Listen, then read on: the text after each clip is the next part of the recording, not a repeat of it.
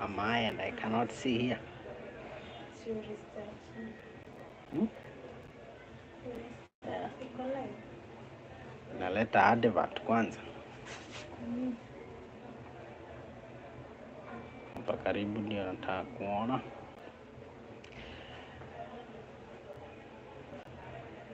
Good. We are back.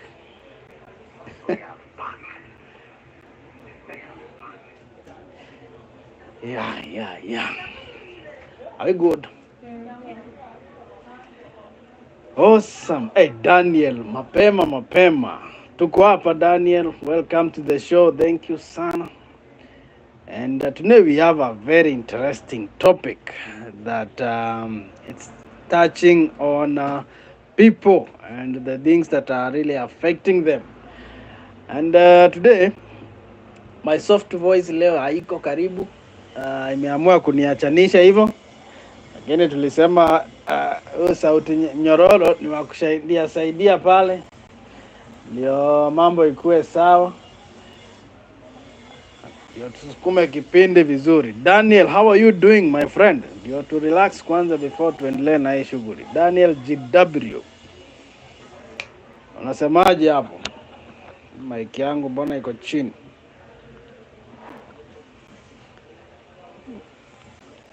Hapo ni sawa. What's new this week?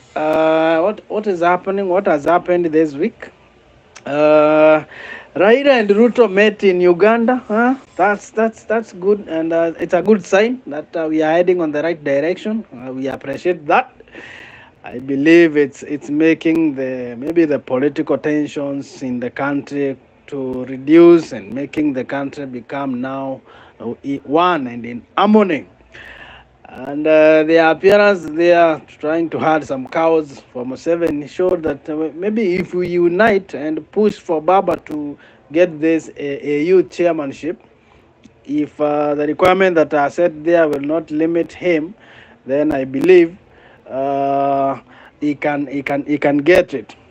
What else I've seen happening this week that is really touching the mwananchi wa kawaida? We have what? A winner wa 5 million sport pesa. Do you bet guys? Watu wana bet siku hizi unaekelea na ushindi chochote. So I quit. Just quit and decide, hey, this is enough. Ibrahim Wana, how are you? Yes, welcome to the show. Another thing, before we get into this very sensitive topic, because now I've realized people are really suffering on the ways and where to start, where to go.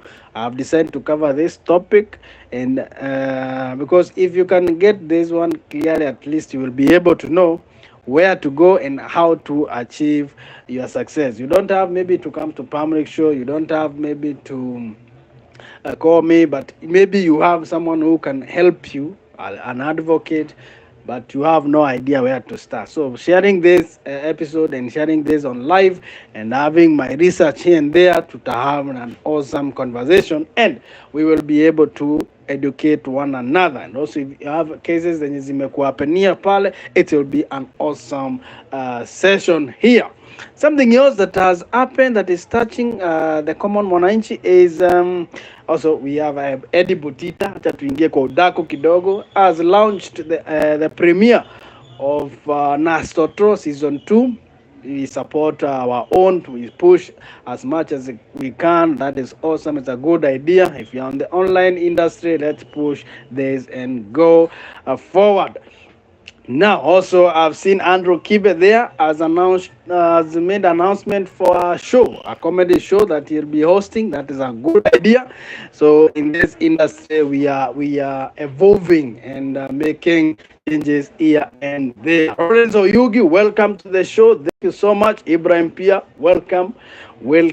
And Daniel, welcome back. Unasema mambo ya nini? Offloading vehicles destined for Uganda. We will touch on that and discuss that. Wacha niandike hapa so that I cannot forget that issue. Registration of Uganda set vehicles. bags they come back to Kenya through back doors. That is another issue. Now, the thing that has made me to discuss this topic today is that I just saw 182 vehicles, 182 vehicles on disposal through auction. They have been repossessed. I have no idea whether the repossessor or the person who repossessed those vehicles used the right means or the right procedure, and these vehicles are on sale. This is a repossession. It's not an auction for government, it's a repossession.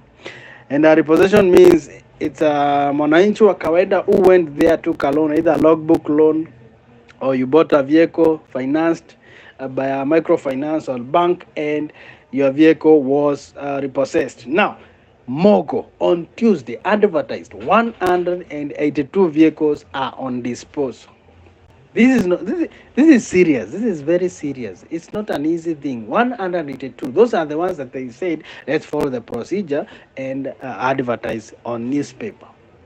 But you will find that there are over 1,000 that are being disposed without even following this procedure, without even putting them on the advert. Now, maybe this thing has happened to you or to someone that you know. You need at least to know how you can start and where you can end with this process. Now, let's begin the show. Our topic today is what are the legal actions on unfair interest rates charged by either bank or microfinance creditors, or let's call them Akina Mogo, Platinum, Momentum, all these small Shyrocks. They offer logbook loans. We are trying to focus on the logbook loans and bank financing, so that you can at least understand where you can begin and how you can manage this. Now, we all know banks are regulated by the Central Bank of Kenya. They are regulated under cap 488, cap 488, act, if I'm not wrong, it is 488. So that shows the regulation that banks are given, and the CBK said the base lending rates, like now we have a base lending rate of 13%, meaning these commercial banks, when they are lending the loans, they will rely on the CBK lending rates, which is 13%. So they expect to earn from there maybe 4%. That's why you'll find the current loans, they are ranging from 17%, 18%, 19%. But you'll find there is another creditor who is offering a loan at maybe 70% or 60% per annum. That is a red flag. Okay, I'll be touching on that because it is a red flag. If the base lending rate for CBK is 13%, we expect you to earn at least 4%, so that we can have a lending rate which is on average at least 18% within all these commercial banks. That's why you go to each of these banks, because they have exposure and they will not make the lending rates to be behold maybe 20% based on the CBK. But when you come to these microfinance creditors, they are not regulated by CBK. If they are not regulated by the CBK, then they make their own interest charges. We get to a point whereby they tell a client that we are giving you like 5% per month, 5% per month on interest charge for maybe a loan that you are taking. 5% per month, then you take this loan for 1 year. What does that mean? This 5% is not on reducing balance. This 5% is fixed, which means every month you are paying 5%. So 5 times 12, that is around 60%. And we said, imagine a gap of 60%, and maybe the banks now they are reading at 18%. So you can see there is a difference of 40% if banks are reading maybe at 20%. Now these microfinance, we are hitting at 60 or 72% per annum. You might That's what some people, when they are told it is 6%, your loan is 6% per month, and if you want to clear it very fast, then you can clear it, and we have no problem. Well, when you are coming to do the clearer is another issue. Now, guys, what are now the unfair charges that many people are having out here that are leading for you to fail, maybe to repay the loan, and you end up losing your vehicle? Okay, the unfair things that you check out is the penalties. You are hit with hard penalties. Simple delay, maybe you have an issue, you talk to them, they had a penalty on your loan. You have another, you delay maybe within a day or 2 days, a penalty. You have a disagreement somewhere, you are hit with another penalty. That is an unfair charge. You are not expected to be penalized by these lenders, unless the only penalties that the law allows is if you issued them with a check and this check bounces, then you know, obvious, the one who has received the check will be charged around 3,000. Okay, if you issue a check and that check bounces, the one who was issued the check will be charged 3,000. Now, for instance, if they are charged that 3,000, you will find they are now putting interest rate on the charges that you are charged, instead of charging you the only 3,000 that was caused as a result of the bounced check. Another penalty that is allowed, of which we need to focus on the regulation for you to be charged on it, is the repossession process. If maybe they came, took your vehicle and followed the right procedure to obtain that vehicle through repossession, then they incurred the charges, maybe for towing the vehicle or hiring an auctioneer, all those, and you come to an agreement for you to repay those charges, then that is allowable. Now, what else is leading to unfair interest rates going higher? You will find they are rounding off figures. They round out figures. You find your loan is like 100,000 and 500 something. You will see it is 100,000 and 1,000. They round off your 500 to 1,000. If it's a million, they round off maybe with a 10,000. And you will ignore these small figures, but in the long run, it's a huge amount. You will end up paying maybe extra of around 50,000, 70,000 with round off. You know, a small amount has a small margin, but this large amount, if you are keen enough, if someone rounds off 100,000, it will hit maybe 110, 150. So now you don't receive those statements. How will you know even they rounded off? Because some of these creditors are not issuing you people with statement, bank statement. It is also not right for you to continue paying a loan whereby you don't have a what? Statement. You need periodical loan statement. Before I continue further, I also want to talk about the CBK. I've touched on the CBK rating rates, which is currently kama saini 13%. And also another issue that is affecting our creditors is unfair credit card charges. Hiyo sitaguza sana. Wacha nirudi hapa nione akina Ibrahim wamerudi kwa soko, wanasema nini hapa? Yeah, DNG Mogo walifanya nini? Yeah, they have those plenary loans. That's why now I want to discuss this on how now you unaweza jitoa hapo and be able to fix yourself up. And I'll also be giving you a case that was ruled by a court of appeal in Kenya, or between Margaret, let me confirm the name. It was between who?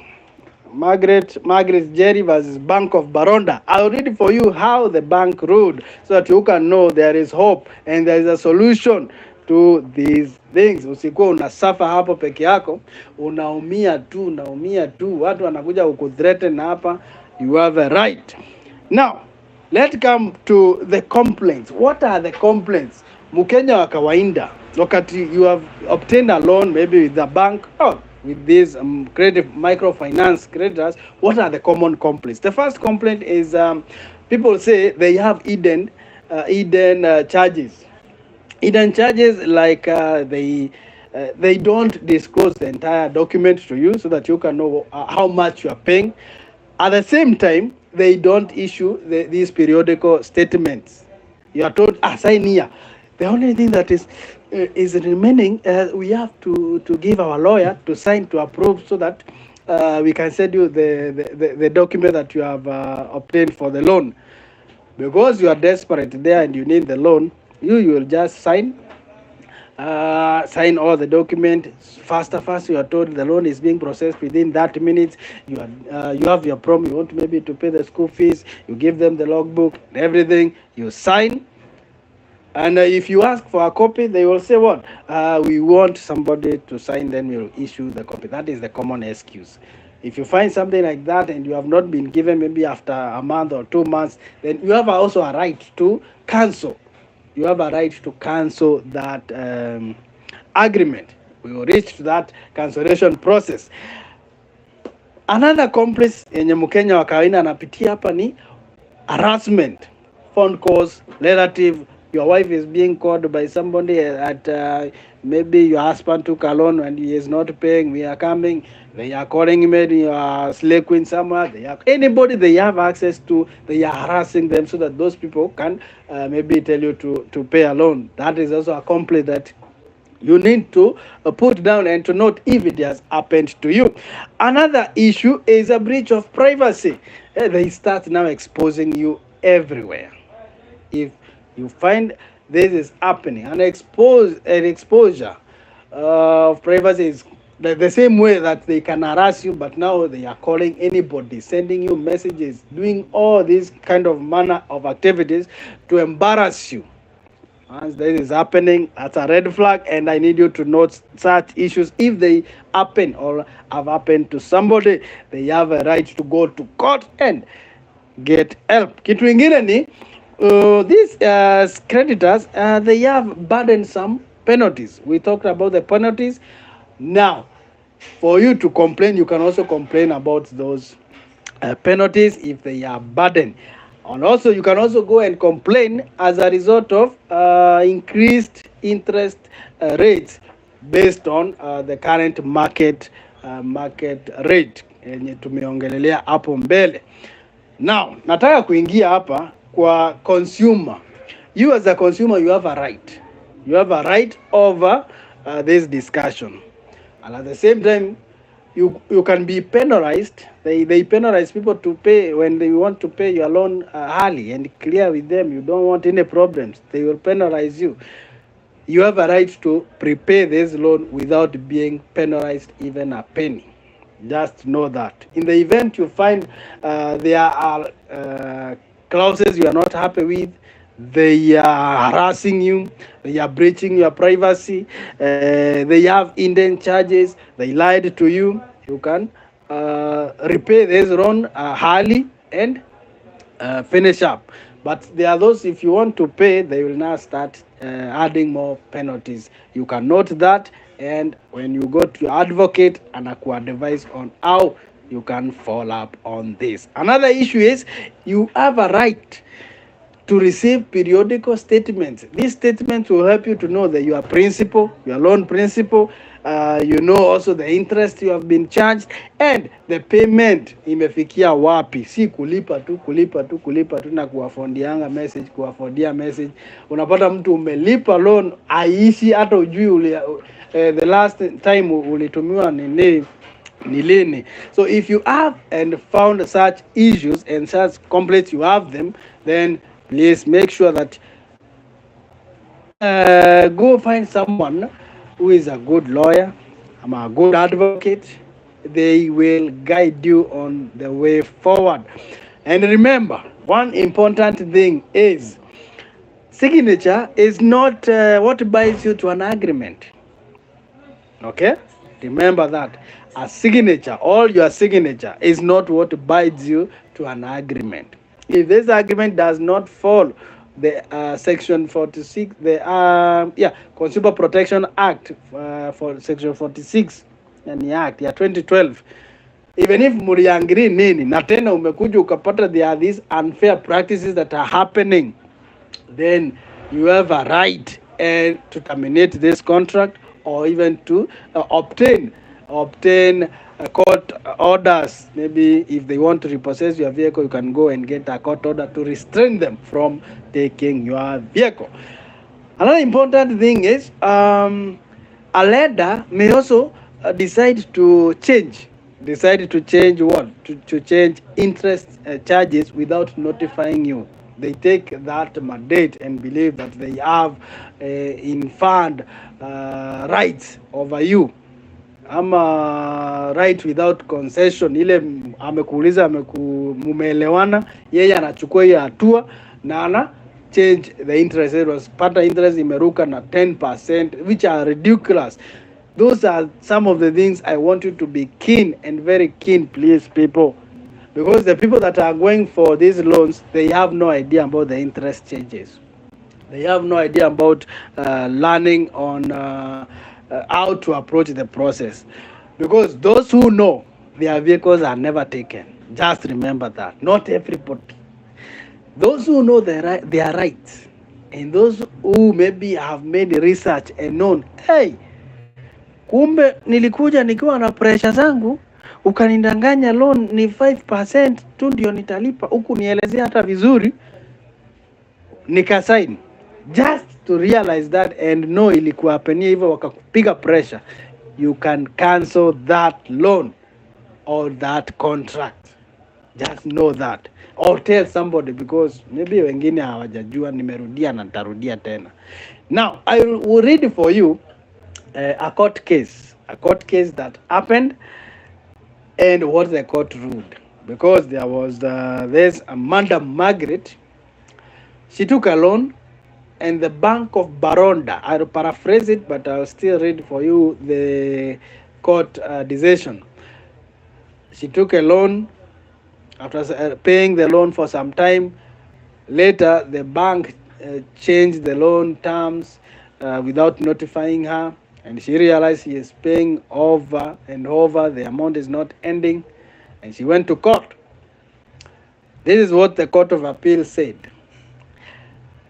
quote unquote, but let me paraphrase it so that muisikie vizuri.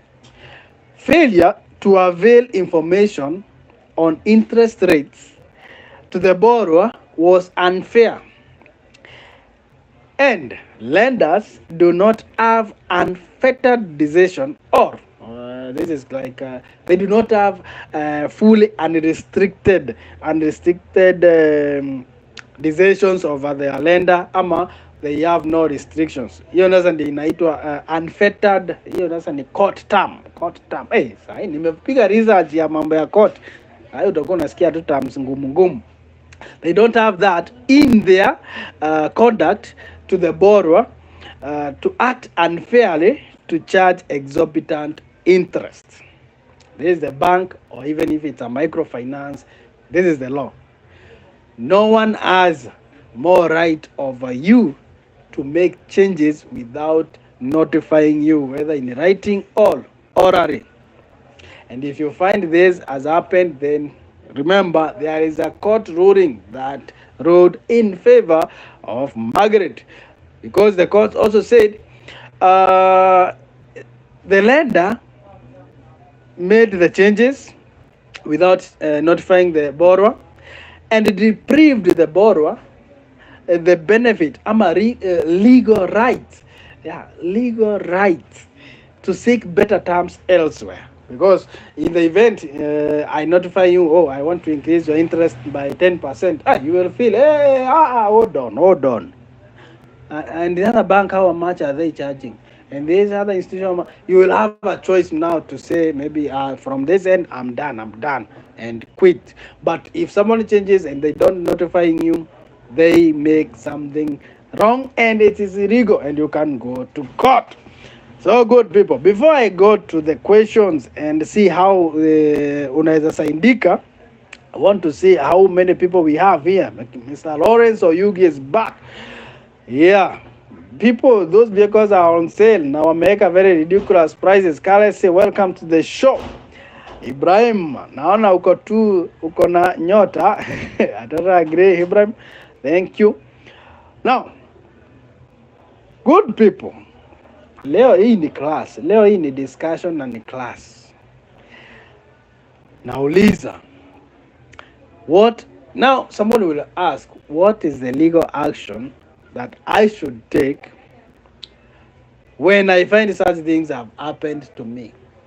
Ndio unaweza kaa hivi ushinda sasa. Patrick, umeongea hivyo vyote, umetuambia ukipata sijui umewekewa penalties, ukipata umefanyiwa nini, unaharasiwa, maybe ulikuja pale uko na pressure zako, na wale agent wa kukusainisha the loan hawataki hata kujua, tu wanakuchocha, una sign, unapeana logbook, you have tried to repay the loan, it is not possible, they have repossessed your vehicle, and even they sold the vehicle.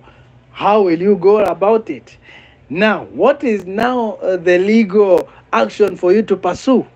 Yeah, that's very important. What can you do in the event now you find all these things that we have talked about has happened to you? Number one, you can seek an order from court stating that you have found an unfair lending practice that has happened to you. Good, that is one. You can go to court, get an order, and claim that these people, they lied to me. We did not agree on me paying 72% of the interest. It is not right. Again, I've been trying to pay this loan and it is not coming to an end. Every now and then I'm getting these penalties, I'm getting these charges and these charges that you can issue. Number two, you can also seek an injunction restraining the lender from demanding interest beyond that stated in the contract. Okay? The same way, the case that I've read for you, she could have gone and taken a court order restraining the lender from maybe adding more interest from what they agreed on.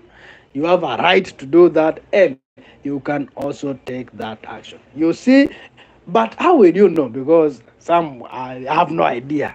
The only reason is they don't send you the statements. If someone does not send you your periodical statement on how much you have paid, a breakdown, then it is even not possible for you to know whether you have been added penalties, interest rates have been different or been added.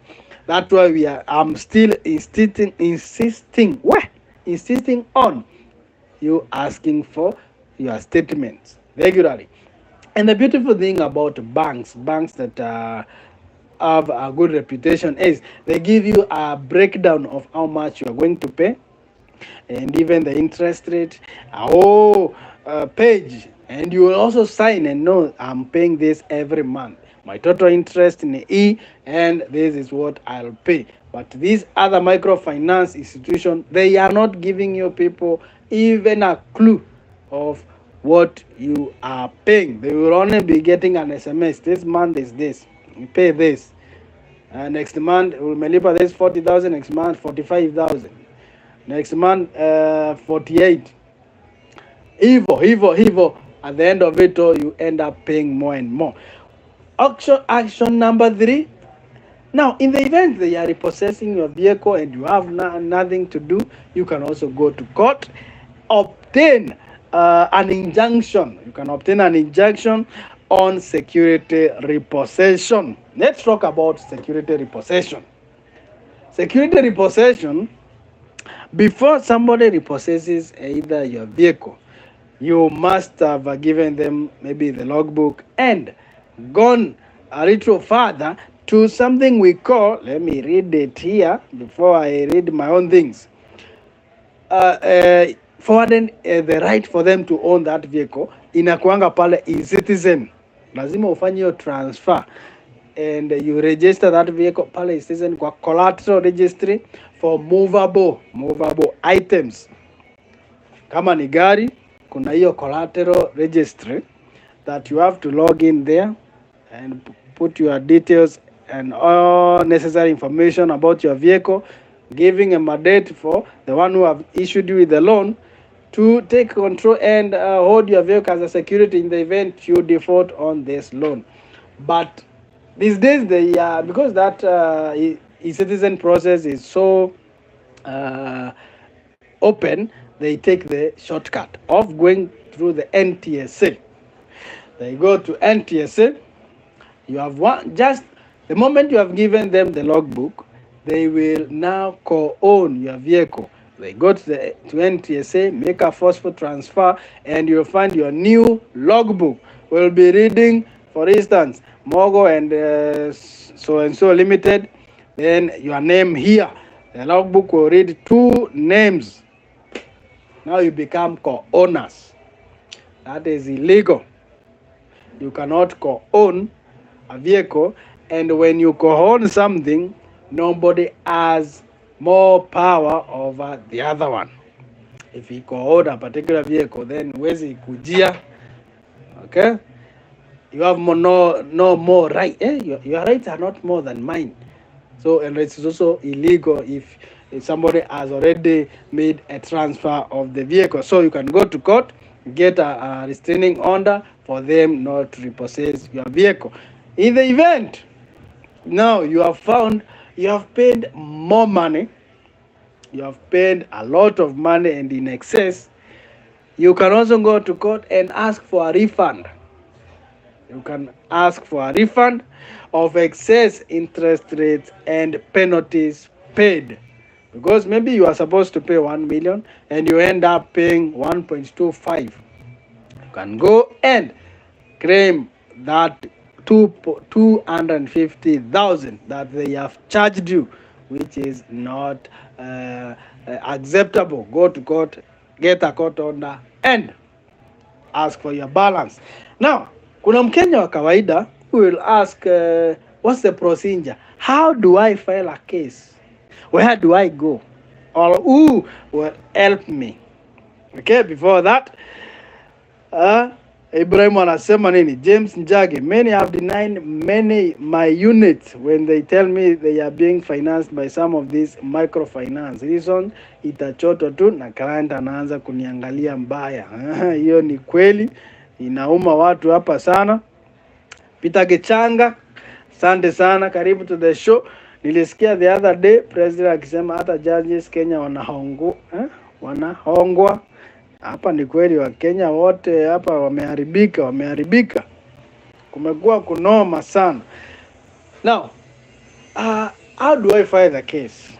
In most cases, before how you file, we have to understand there are criminal cases and also we have civil cases. Criminal case is whereby mtu amekupiga ngumi mtaani ama amekunyongea kwa barabara ama umepata amegonga somebody, amekata mtu nini. Those are criminal ama mwizi. The first step you take is you go where? To the police station, report, get an OB or a reference number. Once the police now get that, do the investigation, arrest that person. Later, the police will forward the names and the details of this individual to the prosecutor and the case goes to court. We are good up to there. That's a criminal case. For a civil case, now come this one for interest rates, charges, repossession issues, people harassing you after maybe taking a loan. The first thing is to go and see the legal process. I know maybe they have overcharged me. Okay, first you know your grounds. They have overcharged me. Or maybe they have repossessed my vehicle illegally. You have grounds. After repossession, what have they done? They have sold the vehicle. Good, you have grounds. When you are approaching maybe a court, you know they have done this, but the law says this. Because the Sharia, they will just check. They have done this, and this is the process. Number two, they will ask, you will be expected to do what? To go to an advocate. An advocate will help you now to craft this thing. Okay, to craft your case. Hautajipeleka kotini, itakusumbua, itakuhangaisha. Once you get an advocate akusaidia kucraft your case vizuri, they forward it and mambo inaendelea kutoka hapo. So ukiwa pale unajiuliza utaanzia wapi? Please guys, msiogope kotini. Huwezi lose gari ya 2 million just like that. Huwezi, ufai na ifai. If you find there irregularities ni kama una hizo state periodical statements, kama interest rates zimeongezeka, kama kuko na penalties, kama you sign that contract under duress, ama you are pressed to sign, kama they are harassing you, they are doing all kind of, those are the signs. Please make sure that you go to court, get a court order. Kitu ingine ya maana kwa hii discussion ni maybe the time frame. Unaweza maybe gari yako ilichukuliwa like 5 years ago. Should I go and proceed with the case? Maybe in your last year, maybe in last month, and they also saw the vehicle. There is a time frame which I need to clarify that, but you can make a research, and once you approach your advocate, they will tell you. Because for instance, if it's a defamation case, hii ya umeniongelelea vibaya, umenianika, hiyo kama utaenda kotini within 1 year, ati waanze kusema mtu alinitukana 205, sasa nimekuja saa hiyo ni kesi ya ushenzi. Defamation cases inafaa ureport within 1 year. Sawa sawa, mtu amefanya mambo mbaya kukuhusu na makudefame, jina yako imeharibika, 1 year. For a contractual agreement or cases ama action, I'm not certain, but this one you have to check. It's within 6 years. Okay, if it is a case that you find it's under contract, it is within 6 years. The one that also you can check and confirm is the one for 3 years, whereby it's an action founded on tort. Tort ilikuanga nini? Lawful act yenye imekuapenia, so and it's not under a contract. It's something like maybe you are in a company, you get injured there was nothing under a contract there, you can sue them within 3 years. The law of tort, kuna mambo mingi hapo.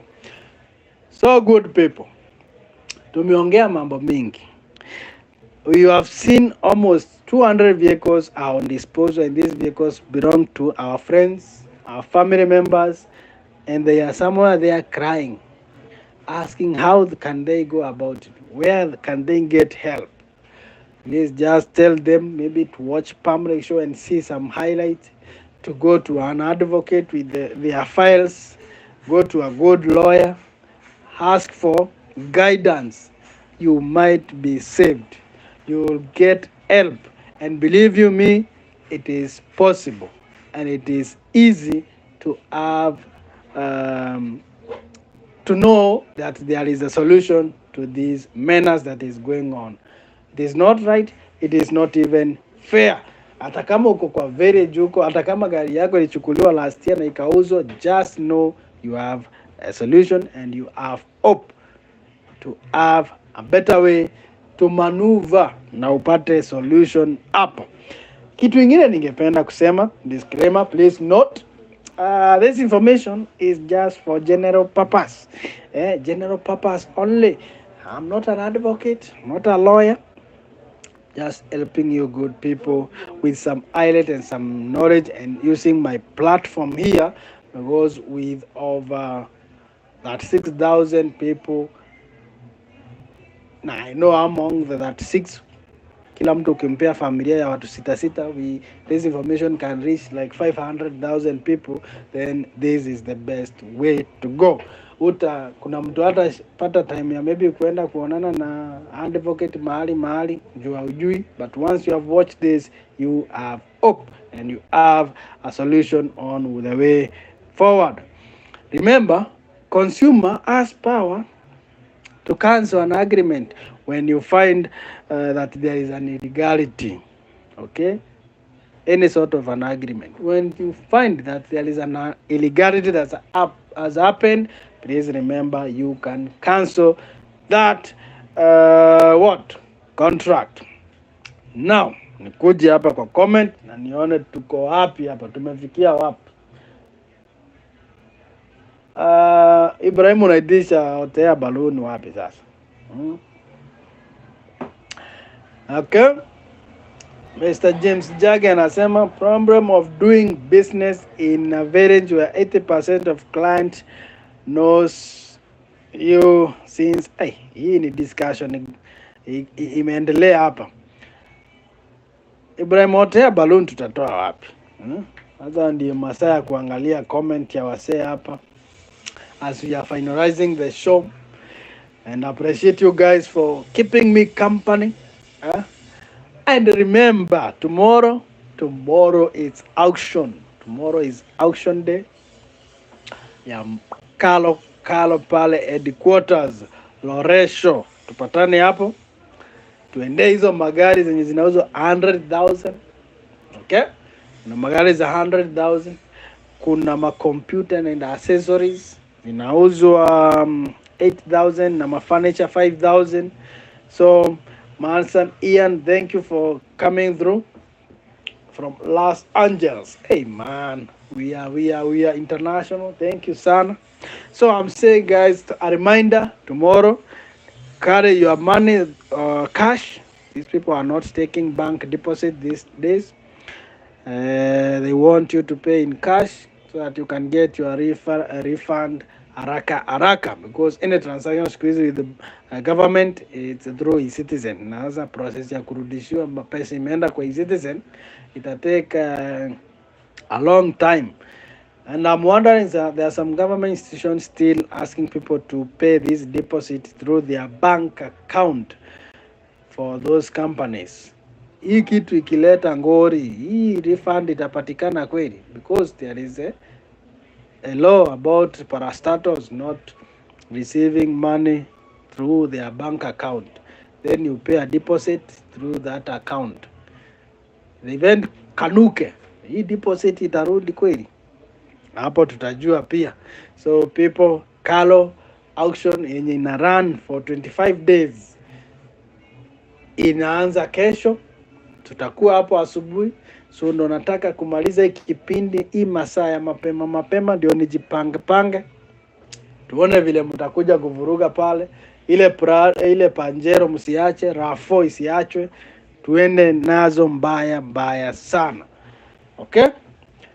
Guys, naona mumenikim company hapa watu wengi sana, nashukuru sana. Currency ya Star unasema nini? Leo ilikuwa class safi sana, Ndaro 101. Na lazima tuelimishane, tusaidiane until this information ifikie majority, and we see that these are institutions that are harassing people, repossessing vehicles unfairly. Something has to be done. There is an organization that is in charge of consumers. Now this board, it is a Kenya Consumer Protection Board or not. Yeah, there is a board that is set that is supposed to create awareness for people to know their right. I would wish for them to take a bigger charge of this issue. Make sure that people are not exploited. Even if these microfinances are not regulated, then something has to be done. They cannot just be acting like that and make people suffer. There are people who are committing suicide out here. There are people who are losing a vehicle that they have suffered and toiled to get these vehicles. It pains me a lot nikiona hizo mambo ikifanyika. That's why I'm trying my best as much as I can with the little knowledge that I have to share this information out here. Nipige ndebe, nipige kasheshe kabisa, na hii mambo tutarudia na turudie. Kama itabidi tuifanyange kwa live regularly, tutaiongelelea until tufanye the right thing. Us as consumers on our side, and also the lenders to do us fairness. So guys, nashukuru sana kwa kunikeep company. James Njagi, unasema nini hapa mtu wangu? Excellent work Mr. Mutuma and your team, keep it up. We are to support you to go higher. Thank you sana, I appreciate. It is not easy. It is not easy to in this field. it's dangerous, because when you are now poking holes and touching these people, but someone has to do it, and that's why nimeamua nitakumbukwa na hiyo lazima tukaanga tu, even after 100 years somebody came and pushed this auction industry, leading cartels wenye wanaibia watu, and he made an impact. So hiyo ndio nataka kukumbukwa nayo. Ibrahim, unasema nini? Hii mambo ya Ibrahim ya hot balloon hiyo tunaenda kutafuta. Umetoka US ama umeenda wapi? Mimi only. Acha mimi, I think the issue of offloading vehicles listen to Uganda. This is the tracked through tankers by some company like SGS with gadget whereby they are removed upon arrival at Malaba, then zinarudi zinapelekwa NTSA. Hey, mpaka mnajua njia ya kuchukua hizi magari. Ni mimi hapa nakaa kama mshamba. Mshajua vile unapenya unapenyua. Adome umeingia unasema salam from Minneapolis, Minnesota. Kazi safi boss. Nashukuru sana. Asanteni sana sana. Hebu nipe hiyo paybill. Hawa watu wa Minnesota wameamua kufanya mambo hapa. Nipe hiyo paybill tuweke hapa. Watu wanaweza amua kununulia mzee mafuele ya kupiga shughuli kesho.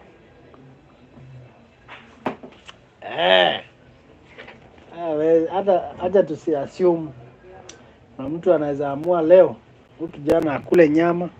Inaonekana 247 business number ni 382440. Unaweza amua acha tukununulie fuel hata ya ngiri 2 upige show mbaya sana. Nani mwingine ako nje ya nchi? Kunajua Los Angeles ameenda wapi? Los Angeles. Mhandisi Ian, Los Angeles. Passport yangu imekwama bwana. Sijui Kidiki anaimba nini hapo. Hataki nitembee. Nataka kwenda auction ya Qatar. Uone vile wamepiga shughuli. Niende ya South Africa kwa dwelling, na niende ya Barrett and Jackson in the United States, Seattle. Hiyo ndio nataka kuona how they do it, how do they maneuver this thing. So good people, thank you so much for tuning in, and we have been here for a 1 good hour. Our topic today was to find the legal action on these rogue creditors who are manipulating the interest rates and making it so unpayable, and hence leading to repossession and people losing their vehicle.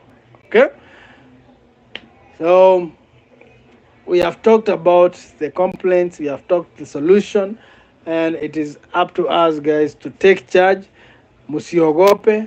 Kama ulipoteza, enlighten mwingine pale. Kama umesikia information, saidia mwingine na mwingine na mwingine, na tuweze kufikia mamilioni ya watu wenye wanajua enyewe kuna hope in this industry.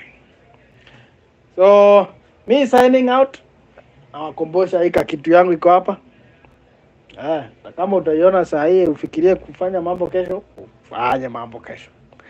So mimi I'm done, and if you're new to this show, my name is Patrick Mutuma, and this is PAMURICK Show live. It is happening every Thursday 8 p.m. to 9 p.m. If possible tunaendanga mpaka 9:30, but leo juu tuko na auction kesho mapema sana, lazima tufike mpaka huko Loresho, tuende tujipange, tabidi tuifungia hapo, na nashukuru sana. Asante Madisine, nashukuru, ndio hiyo. Asante sana. Pia tena kuna hii ingine tunaitanga nini? Super chat. Super chat. Click hiyo kitu imeandikwa $1 hapo kwa kucomment. Inajenga msee fiti sana. Tech Guru, welcome, and as we are signing out, acha tuseme ma good night hapa kadhaa. Live tunanga procedure. tunaenda hivi pana. Sema tungotee watu. This is the only chance na interact na nyinyi one on one. Hii ingine tunafurugwa hapa. So if you are there, comment hapo nijue tuko na nani, pige shout out as we are signing out. Guru, asante sana. Na ile mwingine Malisani, yani nashukuru sana, hii itatusaidia sana. Asante. Adome, uko hapa ama ushaenda? Adome. James Jage, ulituacha ama uko hapa? Mwingine ni nani huyu? Daniel alienda wapi? So guys, nani yule mwingine? Mimi only tuko na yeye hapa. Yes, naona watu hawajaniacha peke yangu. Semeni good night hapa tufunge show. Ukisign out, good night Pamurick. Hiyo comment tuione hapa. Kipkirui, yes, live from Melody. Asante sana. Tuna sign out lakini una comment inasaidia sana. Kesho asubuhi tunaona hizo ma comment. Tunazipitia, tunajua show yetu. We are growing. Who else?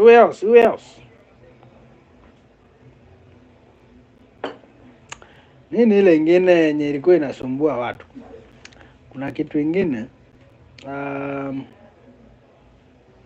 kuna kitu sijakava leo hakuna. Leo nimeng'ang'ana kutouch the essentials. So good people, asanteni sana.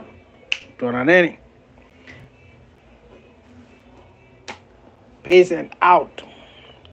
Kevin Sieny, umeanza kucomment sasa, naona nikisema good night. Nani yule mwingine? Kevin, asante sana.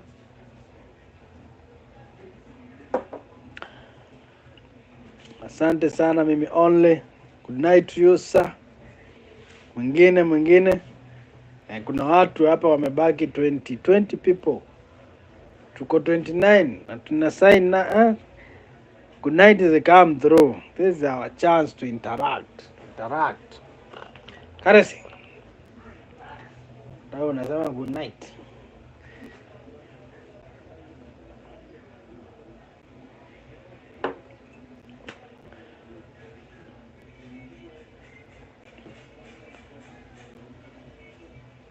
See you good people. James Jage, asante sana. Tuonaneni kesho. Tune in on this weekend. Tutakuwa tuna drop auction ya kesho vile itaenda through, na tutaona kama kuko na upuzi inaendelea pale. Tuonaneni kina Ibrahim, mkuwe na time fit. Wenye wako US sasa ni mchana, good day. Wenye tuko Kenya, good night. Na wenye wako wapi wengine? Time ni frame ni tofauti. Hii dunia hata sielewi vile inaenda. Iraq. Kuna aliniambia ni wa Iraq peke yake. Kwa wapi? Niliona amepotea tena. Alienda wapi? Mimi tuko naye ni wa Iraq. Iraq ni mchana ama ni usiku saa hii?